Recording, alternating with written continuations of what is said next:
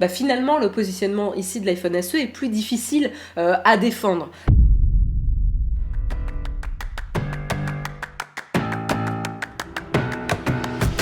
Je vous propose de commencer tranquillement l'émission avec quelques petites news du côté de Apple. Alors, pas énormément, hein, mais c'est quand même intéressant de voir un peu, de tâter le terrain et en tout cas la volonté des gens à acheter finalement les derniers produits qu'Apple a présentés. Et qu'est-ce qui se passe? Ben finalement, on s'aperçoit que les demandes pour les iPhone SE qui ont été annoncés, qui était à l'origine planifié pour 10 millions. Alors attendez, que je m'y retrouve. Donc voilà, donc en ce qui concerne les commandes d'iPhone SE et les commandes d'AirPods pour 2022, etc., et ben finalement, les commandes pour l'instant sont beaucoup plus en deçà que prévu.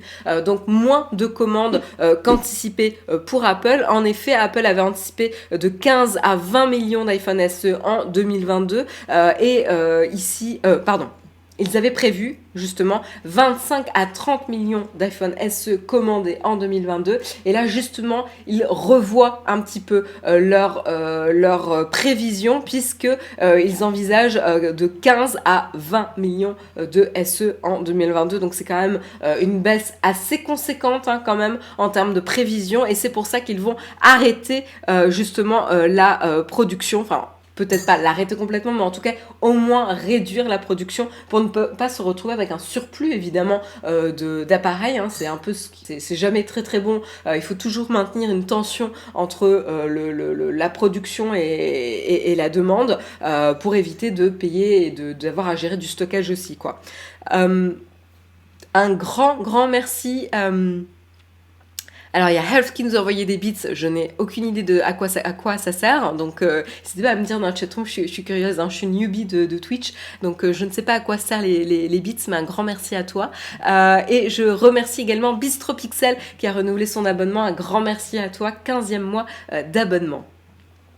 Il y a Jérôme qui dit non, n'arrêtez pas la compte à Naotech plus la banque qui vient d'appeler. Voilà, oui, bah sabotez-moi mon émission avec le train de la hype, là. la meuf qui s'énerve parce qu'en fait, elle a des soutiens sur Twitch, quoi.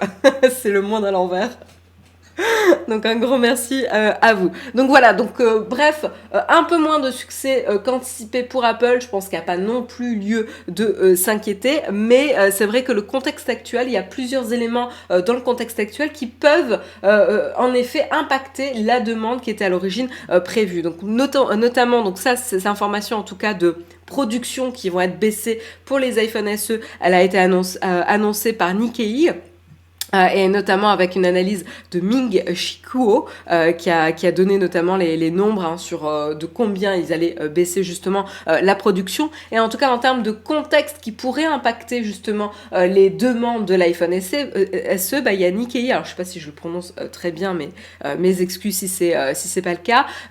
Notamment ils ont mentionné la peur liée à la guerre en Ukraine. Il y a également l'inflation actuelle. Il y a CNBC qui mentionne notamment les confinements de nouveau demandés liés au Covid en Chine, qui rend tout ça, donc la guerre en Ukraine, le conflit actuellement géopolitique, l'inflation et le confinement, tout ça qui rend peut-être un peu plus difficile pour les gens de se procurer finalement un iPhone SE. Il y a également la notion que la cible, les personnes qui seraient plus intéressées par les iPhone SE, c'est pas forcément le type de personne qui va changer avec le nouveau modèle ou en tout cas le dernier modèle très très rapidement. Donc peut-être que finalement l'appétit pour le nouvel iPhone SE va plutôt se révéler dans le temps et pas forcément directement à la sortie. Il y a peut-être ça aussi. Et puis il y a également l'impact du prix du gaz qui augmente, qui fait que ça réduit le pouvoir d'achat de ménages, et donc du coup que finalement ils n'investiraient pas dans des nouveaux achats pas forcément ultra nécessaires comme un nouvel iPhone. Donc il y a tout ça qui pourrait potentiellement impacter finalement le potentiel ou la possibilité d'acheter un iPhone SE, quoi. Et évidemment, Jérôme a raison de le mentionner, il y a aussi le fait que Naotech n'a pas encore sorti son test sur l'iPhone SE. Évidemment, Naotech crée les tendances ici et va complètement changer la donne sur les ventes d'iPhone d'Apple. Si seulement. Je lis un petit peu vos commentaires.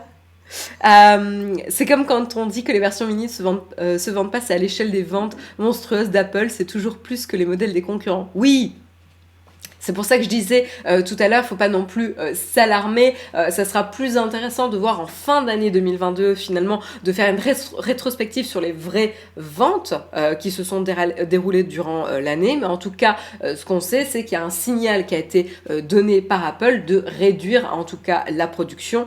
Ça sera peut-être temporaire, ça sera peut-être sur toute l'année, à voir.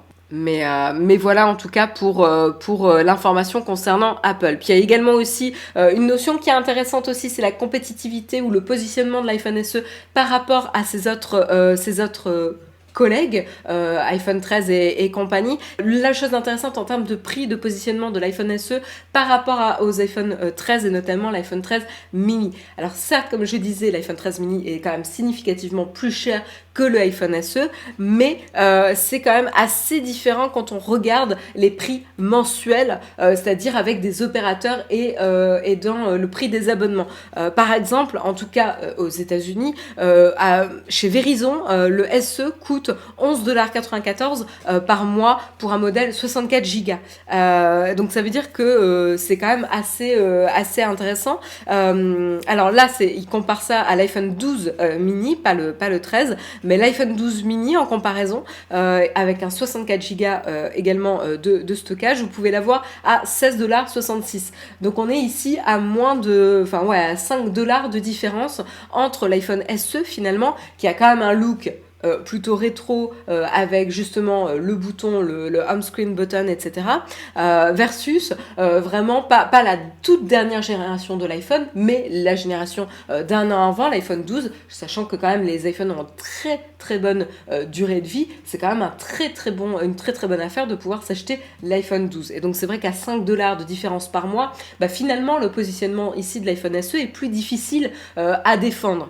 Donc c'est là où on peut se poser un petit peu des questions. Et puis une autre comparaison, c'est que chez Verizon, toujours, vous pourriez avoir un iPhone 13 mini à 128 Go pour 19,44$ par mois. Donc ici, on est à 10$ de différence par mois. Finalement, quand on étale par mois, évidemment, les différences sont moins importantes. Évidemment, quand on additionne, c'est quand même un petit peu conséquent. Mais c'est vrai que c'est un petit peu cannibalisé, quoi. Comme le dit Sneak94. Exactement. Exactement, Pollux, hein, c'est ce que j'ai mentionné tout à l'heure. Tu dis que les personnes qui achèteraient un iPhone SE seront pas forcément la cible de personnes qui achèteraient un iPhone dès sa sortie. Exactement, ça rentre dans les hypothèses qui pourraient faire que les gens ne se jettent pas sur le dernier iPhone SE, tout à fait. Et il y a ceux qui adorent le Touch ID, moi j'en fais partie, par exemple, sur Newt. Moi je fais partie du Touch ID, si je pouvais... je fais partie du Touch ID. Je fais partie du fan du Touch ID et des haters du Face ID. J'ai tellement une sale tête au réveil que mon iPhone ne me reconnaît jamais, et donc je ne peux jamais débloquer mon iPhone. Je suis tout le temps en train de faire ce code, c'est particulièrement pénible. Et donc si je pouvais revenir avec un petit Touch ID, honnêtement, ça me simplifierait la vie. Mais bon, écoutez, c'est comme ça. Mais oui, franchement, l'iPhone SE, c'est un très bon iPhone. Faut pas non plus se braquer, quoi. 64 Go pour un téléphone qu'on ne peut pas augmenter en place, pas de SD, pas de clé USB, exactement. Les gens doivent s'en douter, viser un iPhone 128 Go minimum. Wendigo, non, je pense pas. Je pense pas. Je pense que c'est très lié. La question se pose par rapport à ton usage du smartphone, quoi. Est-ce que tu as besoin de stocker beaucoup de choses ou d'énormément d'applications ? Franchement, ça dépend vraiment des gens. Je vais regarder combien j'ai de stockage, du coup. J'ai un doute. Sachant que c'est pas moi qui ai acheté ce téléphone. Puisque c'est prêté par Naotech pour que je puisse filmer. Je vais avoir les infos dans... Ouais, voilà, stockage. Ouais, j'ai un 128. j'ai un 128 et tu vois, alors attends, non, non, non, mais quand même, tu vois, j'ai un 128 Go en iPhone, donc c'est un iPhone 13 mini, et je n'occupe que 47,9 Go. Donc tu vois, finalement, moi je m'en sors plutôt bien, et j'ai plein d'apps, hein. Et je pourrais économiser 7,67 Go si je me déchargeais des apps que j'utilise pas énormément. Parce que justement, moi je télécharge quand même pas mal d'applications pour tester, hein, puisque c'est quand même mon secteur d'activité. Et donc, tu vois, finalement, je m'en sors plutôt pas mal. Hein. Donc, non, sur 128 Go, c'est pas forcément le réflexe non plus. Donc voilà, en ce qui concerne le design daté ou de stockage, dites-vous que vous êtes un public très tech. Donc, vous allez l'utiliser ou le surutiliser par rapport à une population classique, moyenne.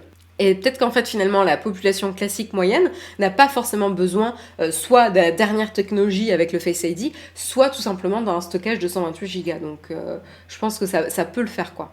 Et Sandokan, c'est intéressant. Merci beaucoup pour partager ton expérience. Sandokan qui travaille justement au Luxembourg. Il travaille pour un grand opérateur et il dit justement qu'il voit que le 64 Go se vend très très bien. Les gens utilisent beaucoup l'iCloud. Du coup, ça marche bien en vrai. Et c'est vrai que voilà, moi par exemple, j'utilise 47, je sais plus combien de gigas là, et en fait j'ai un abonnement iCloud à côté pour sauvegarder mes photos, tout simplement. Et donc du coup bah voilà, j'ai pas besoin de plus.